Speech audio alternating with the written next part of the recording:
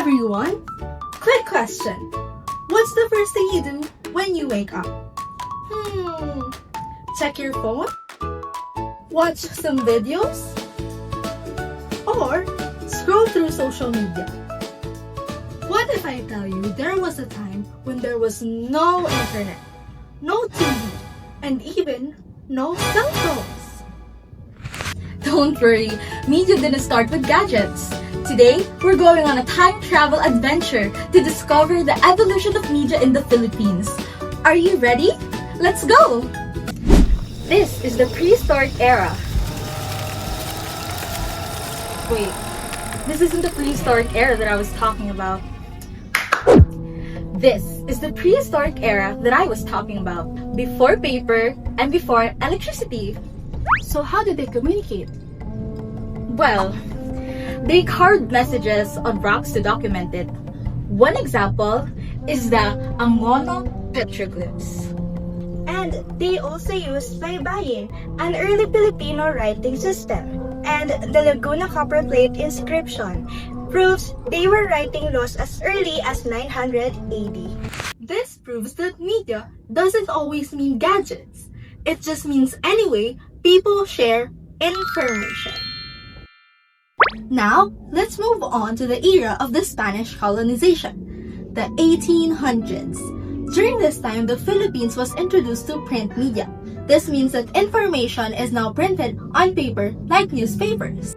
Jose Rizal published La Solidaridad together with his fellow scholars, Marcelo H. del Pilar, Graciano Lopez Haina, Mariano Ponce, and Juan Luna. It was powerful because it served as the voice for the propaganda movement, asking for equal rights for Filipinos. What's that noise? My test.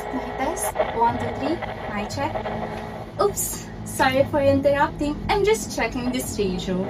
Anyways, a little jump to 1992, where the era of radios began. So, people just listen?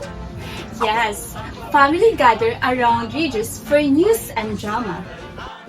But the evolution of media does not stop there, because in 1953, television arrived in the Philippines. So now, instead of people just listening to news, they can now see it and hear it.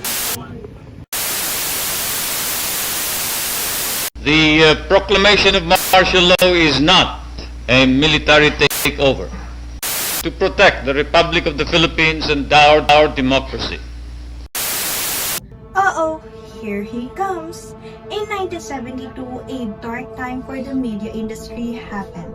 Martial law was declared by Ferdinand Marcos Sr.